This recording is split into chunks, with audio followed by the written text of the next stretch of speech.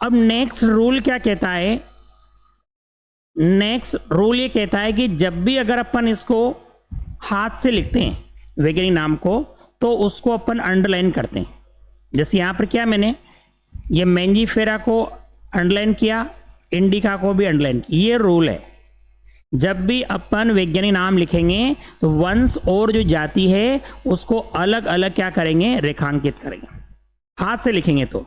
लेकिन अगर मान लो अपन से कंप्यूटर से प्रिंट कर रहे हैं तो फिर वहां पर क्या करेंगे, अपन इटालिक में लिखेंगे।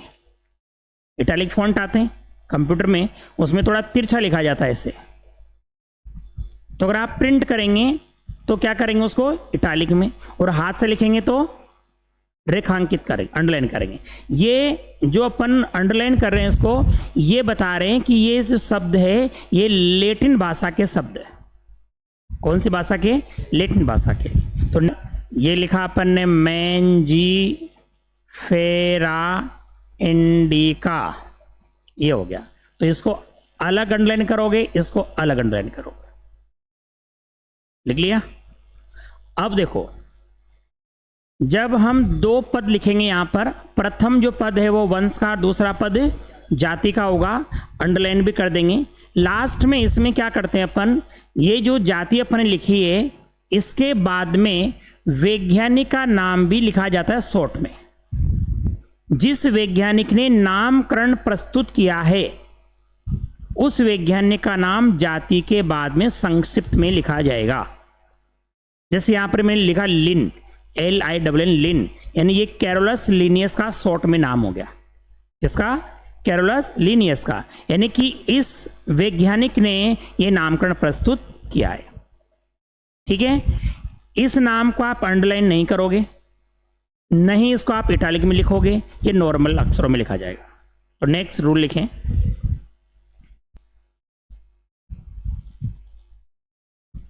लास्ट एक रूल और लिखें,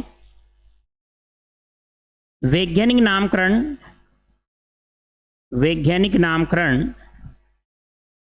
लेटिन या ग्रीक भाषा में, वैज्ञानिक नामकरण लेटिन या ग्रीक भाषा में होने चाहिए।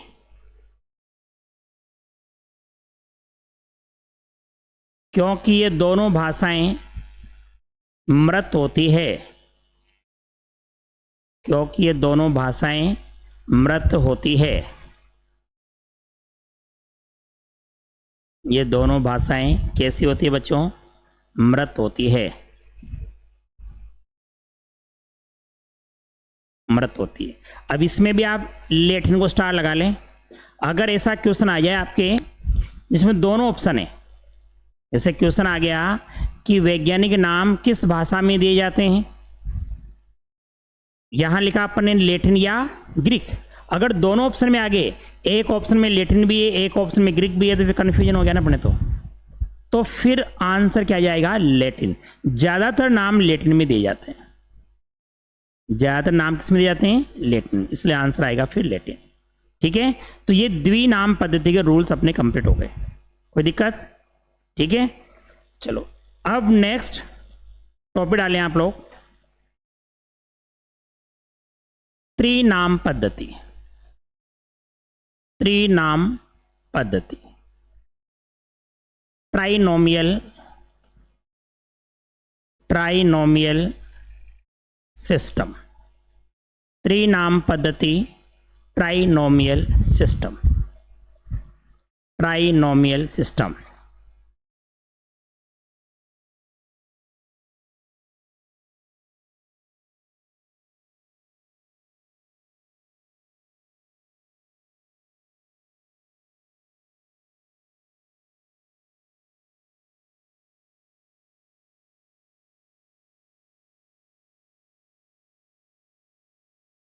देखो जरा, त्रिनाम पद्धति, इसके पहले हमने जो द्विनाम पद्धति देखी, तो द्विनाम पद्धति में वैज्ञानिक नाम में दो पद होते हैं।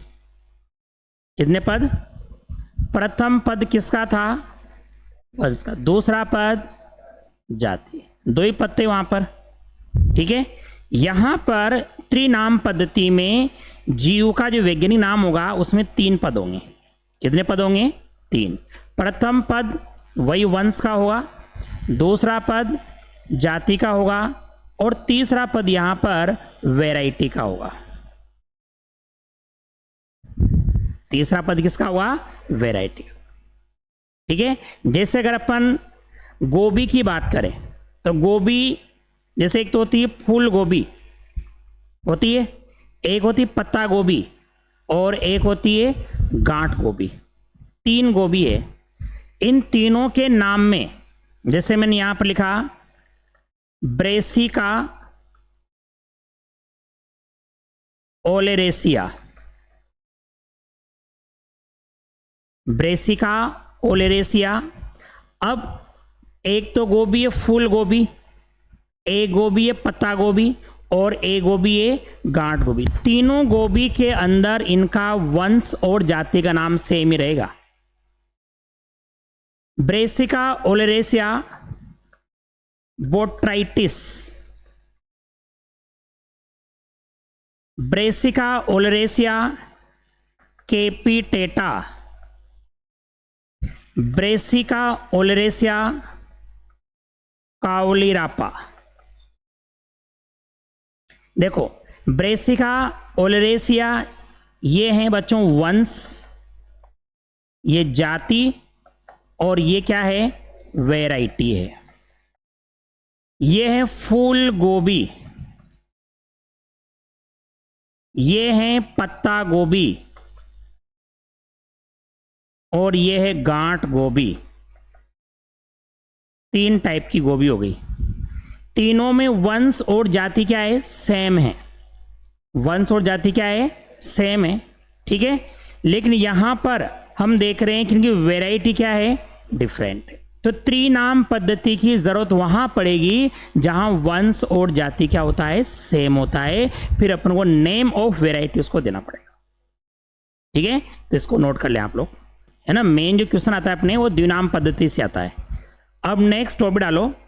ये तो हो गया अपने नामकरण, नोमेनक्लेचर पढ़ लिया अपन ने कि नामकरण कैसे करेंगे अपन। तो नामकरण के लिए अपने द्विनाम पद्धति देखी और त्रिनाम पद्धति देख ली। अब नेक्स्ट टॉपिक है अपना वर्गीकरण। टॉपिक डालो वर्गीकरण, क्लासिफिकेशन। वर्गीकरण यानी क्लासिफिकेशन। नेक्स्ट टॉपिक है अपना वर्गीकरण, क्लासिफिकेशन।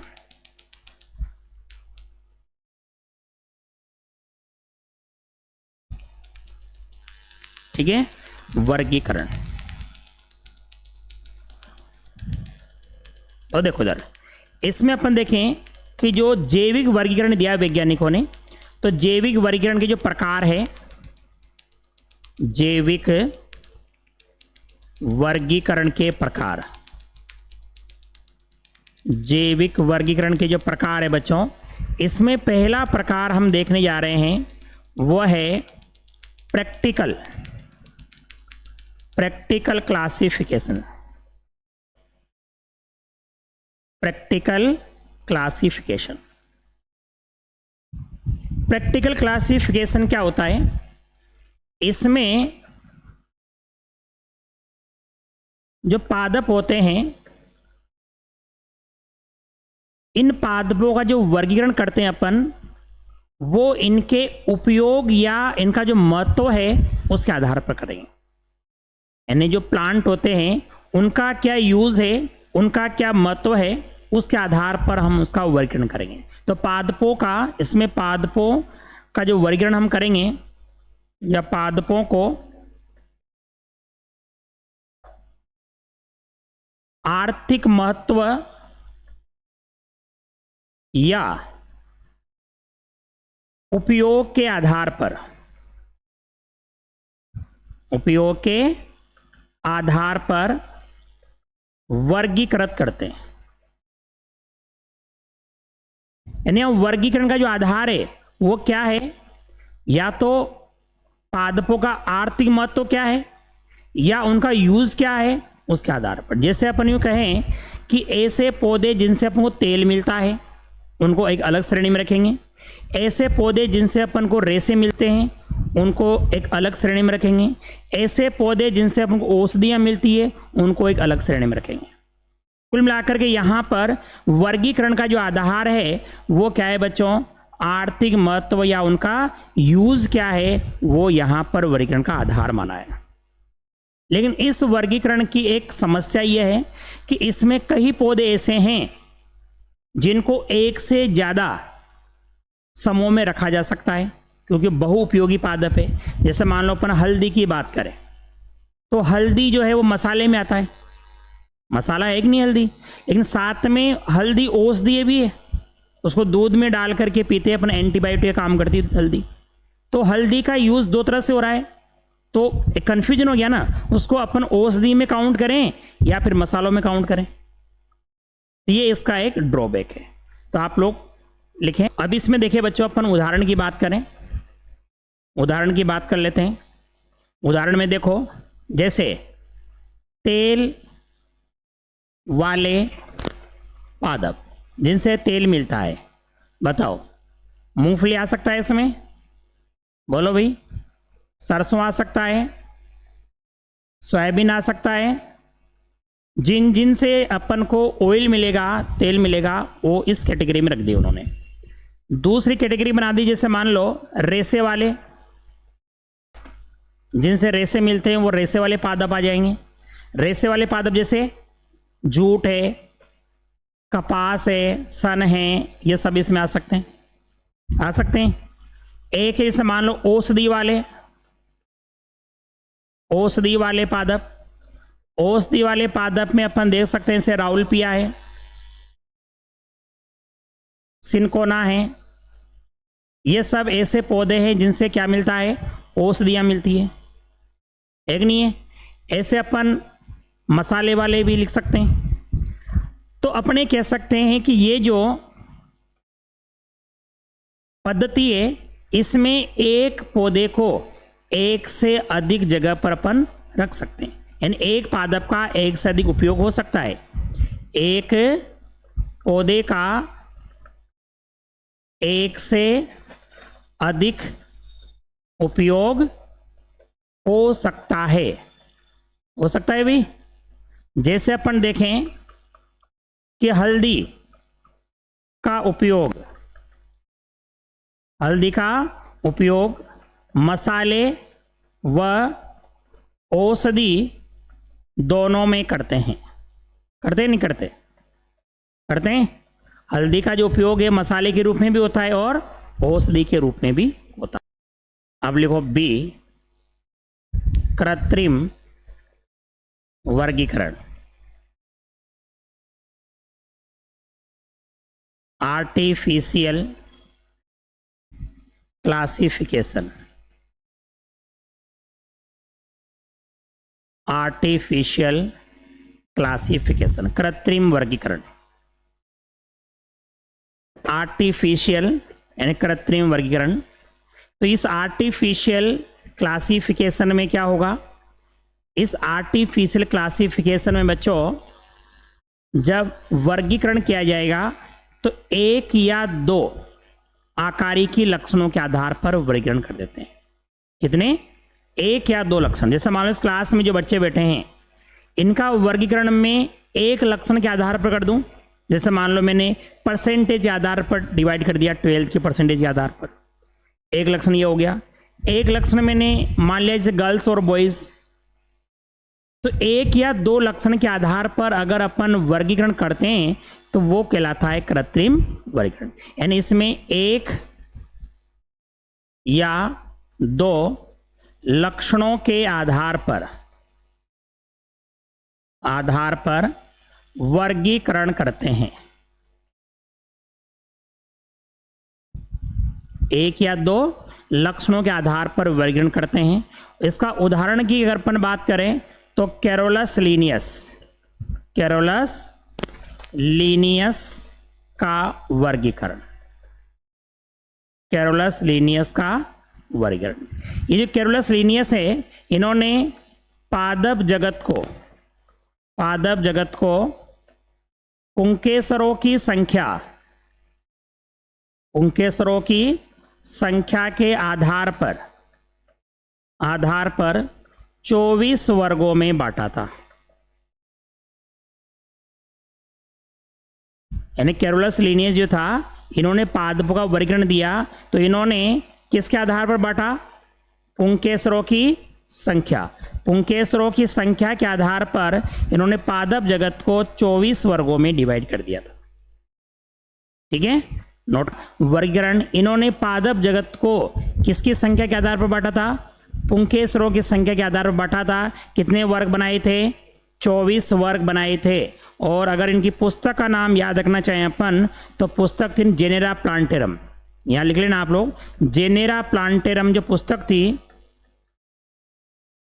इस जेनेरा प्लांटेरम पुस्तक के अंदर इन्होंने पादप जगत को 24 वर्गों में बांटा था।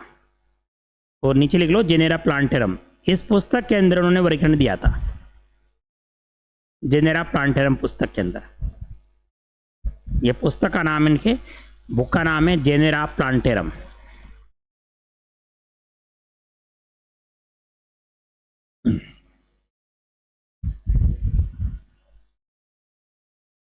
अब उसके बाद आता है नेक्स्ट क्लासिफिकेशन। नेक्स्ट जो वर्गीकरण है वो है अपना नेचुरल क्लासिफिकेशन, प्राकृतिक वर्गीकरण। नेचुरल क्लासिफिकेशन, प्राकृतिक वर्गीकरण।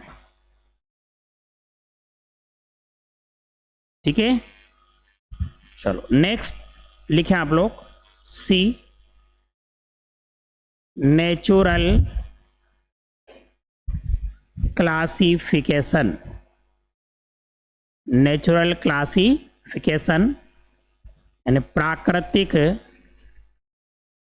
वर्गीकरण। नेचुरल क्लासिफिकेशन, प्राकृतिक वर्गीकरण। नेचुरल क्लासिफिकेशन, प्राकृतिक वर्गीकरण। नेचुरल क्लासिफिकेशन, प्राकृतिक वर्गीकरण। तो नेचुरल जो क्लासिफिकेशन है, इसमें पादपों का जो वर्गीकरण है, वर्गीकरण संपूर्ण आकारिकी के आधार पर किया जाता है। यानी इसके अंदर जो वर्गीकरण करेंगे वो वर्गीकरण किसके आधार पर करेंगे? संपूर्ण आकार की, जितने भी उसके आकार मतलब लक्षण हैं सभी को शामिल करेंगे। संपूर्ण आकारिकी के आधार पर इसमें वर्गीकरण किया जाएगा। और ये सबसे अच्छा वर्गीकरण माना गया है। ये इंपॉर्टेंट लाइन है बच्चों, सबसे अच्छा जो वर्गीकरण है वो कौन सा माना गया है? Natural class. नेक्स्ट क्लासिफिकेशन है अपना numerical classification. Numerical classification, numerical classification, numerical classification.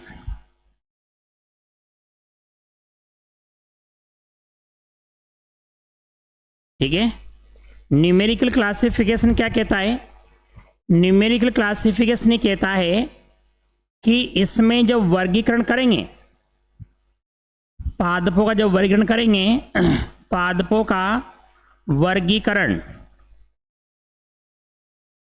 समानताओं व असमानताओं की संख्या के आधार पर किया जाता है। यानी यहां पर वर्गीकरण का जो आधार है बच्चों, वो किसको मानेंगे अपन? समानताओं और असमानताओं की संख्या को। जैसे अलग अलग अपन समूह बनाएंगे तो उन समूह में कितनी समानताएं हैं, कितनी असमानताएं हैं, उनकी संख्याओं के आधार पर यहां वर्गीकरण करते हैं। इसलिए इसको कहा गया है न्यूमेरिकल क्लासिफिकेशन। संख्या यानी संख्या के आधार पर समानताओं और असमानताओं की संख्या होती है, उसके आधार पर अपन यहां इनका वर्गीकरण करेंगे। नोट करें आप लोग इसको।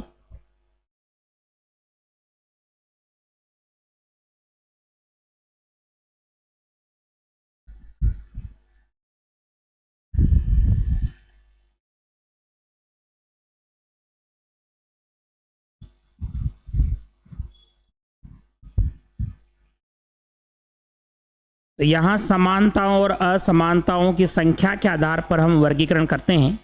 ठीक है, तो ये अपने जैविक वर्गीकरण के प्रकार हो गए 4 हो गए। अपने जैविक वर्गीकरण के जो प्रकार है उसमें देखो, फर्स्ट नंबर पर अपन ने देखा प्रैक्टिकल क्लासिफिकेशन। प्रैक्टिकल क्लासिफिकेशन में जब हम पादपों का वर्गीकरण करते हैं तो किसके आधार पर करेंगे? इसमें हम आर्थिक महत्व या उपयोग के आधार पर वर्गीकरण करेंगे। ठीक है, सेकंड नंबर पर अपन ने देखा कृत्रिम वर्गीकरण, आर्टिफिशियल क्लासिफिकेशन। कृत्रिम जो वर्गीकरण होता है बच्चों, इस कृत्रिम वर्गीकरण के अंदर क्या करते हैं अपन? इसमें हम वर्गीकरण किसके आधार पर करेंगे? बोलो।